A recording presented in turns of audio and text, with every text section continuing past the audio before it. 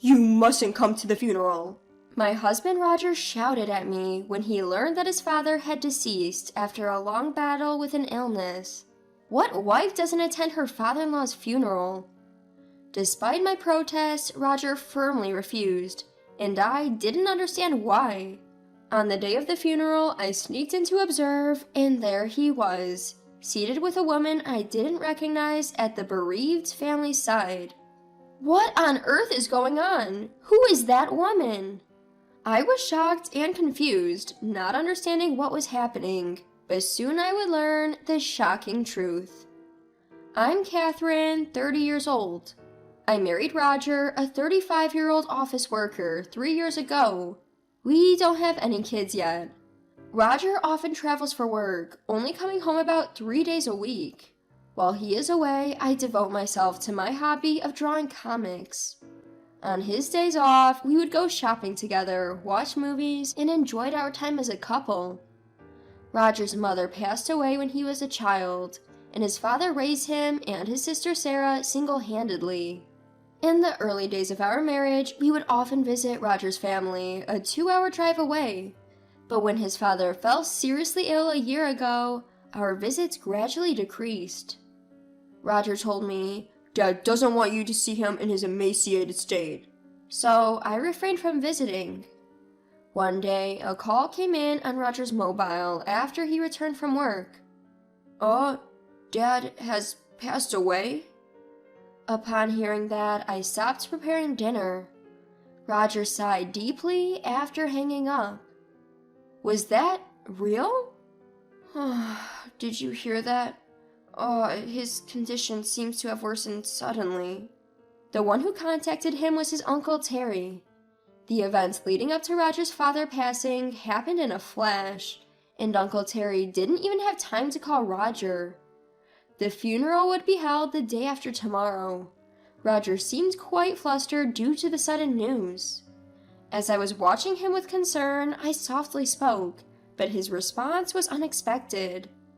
I'll come with you to the funeral. No, you absolutely can't come. Why? It's obvious that I should go, right?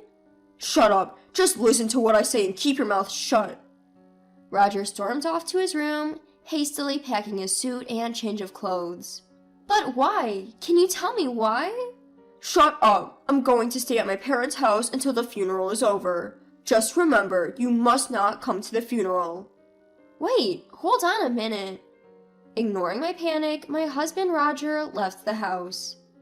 It's only natural for a wife to attend her father-in-law's funeral. Then why isn't it okay for me to go? I was left feeling frustrated and confused. Unable to let it go, I decided to ask about the location of my father-in-law's funeral. I called my sister-in-law Sarah, who I don't usually keep in touch with, but she seemed oddly distant. How come you know about our father's death, Catherine? I heard it from Roger. It's surprising that he has contacted you already.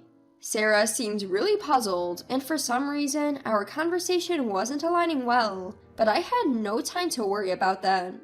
Roger told me not to come, but I really want to attend the funeral. I appreciate your sentiment, Catherine, but it might be best for you not to come.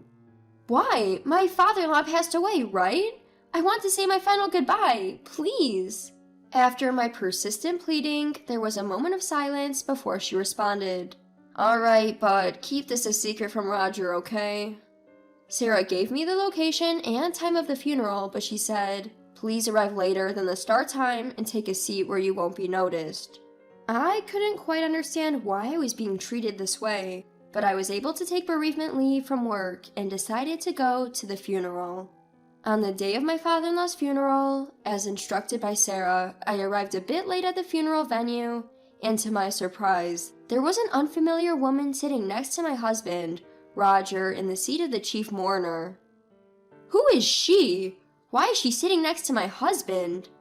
In a state of confusion and not knowing what was going on, I quietly took a seat in the farthest row back. Then I overheard the people in the seat in front whispering, "Is that woman Roger's new wife, Lucy?" Poor Roger. His previous wife apparently handed him divorce papers and just left. I could hear voices whispering. Not only that, I could hear whispers from other attendees speculating about me having an affair or being in debt. The shock was so great that I lost all strength and my heart began to race. I never filed for divorce, and we've never even discussed separation. And what does this remarriage mean? I couldn't catch up with the situation, but from the rumors, I understood that the woman sitting next to my husband was his new wife. She looked to be in her early 20s, and she occasionally caressed her belly, which was visibly swollen even under her loose funeral attire. When it was my turn to pay my respects, I stood up and the previously quiet venue started to buzz. She really had the nerve to show up? What an insensitive woman, I heard as I slowly approached the row where my husband was seated. When my husband Robert caught my eye, his face turned ashen and he looked visibly shaken, but his new wife seemed oblivious to his distress. Having finished paying my respects at the funeral, I swiftly left the funeral home to head to the city hall, escaping his piercing gaze. There, I took out my copy of the family register, where it was written deregistration, indicating that our divorce had taken place 5 months ago. With my hands trembling in fury, my mind went blank. How could he dare to secretly file for divorce and remarry? I will never forgive this. I gritted my teeth, resolved to take revenge on my husband. Even after a few days, Robert never returned home, nor was there any communication from him.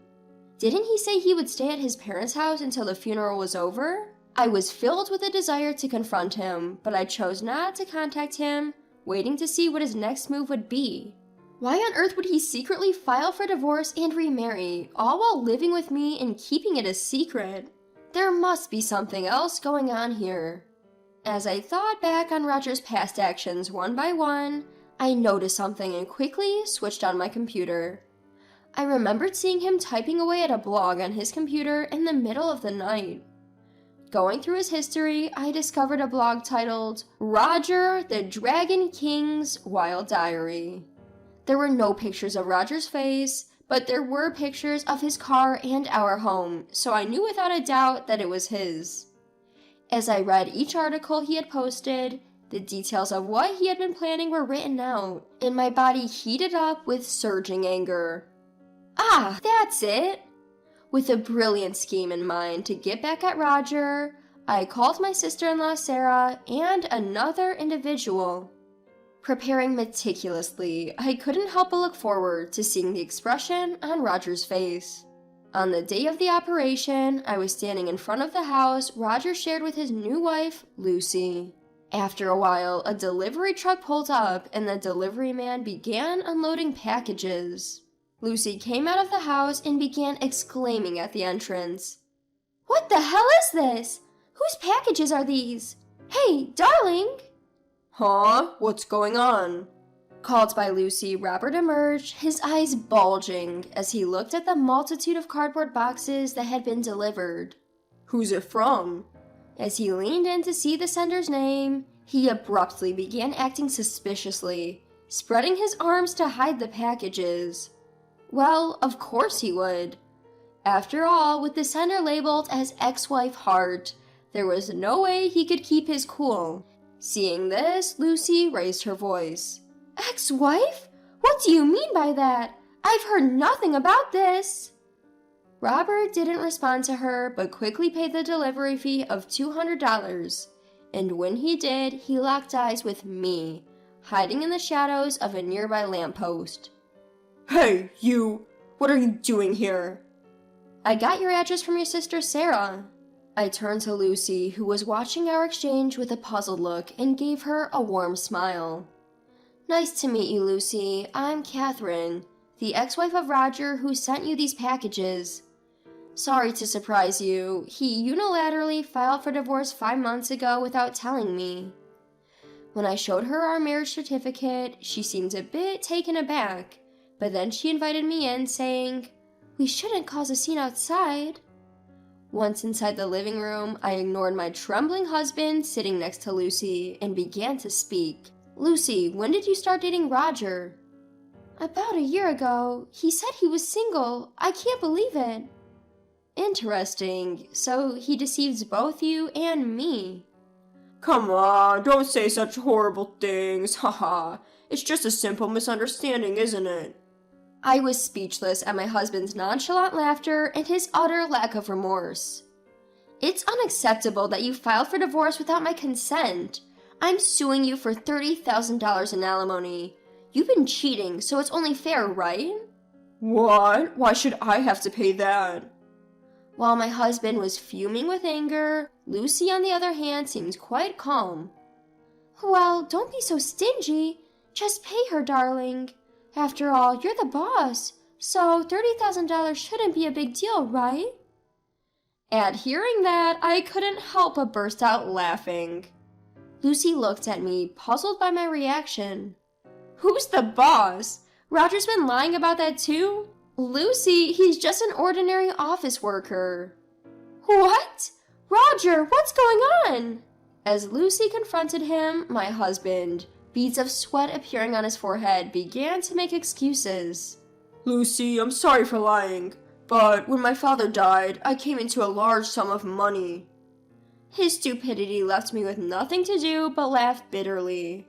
From his blog, which I had found, it was clear that he was under the delusion that he would inherit a fortune if his seriously ill father passed away.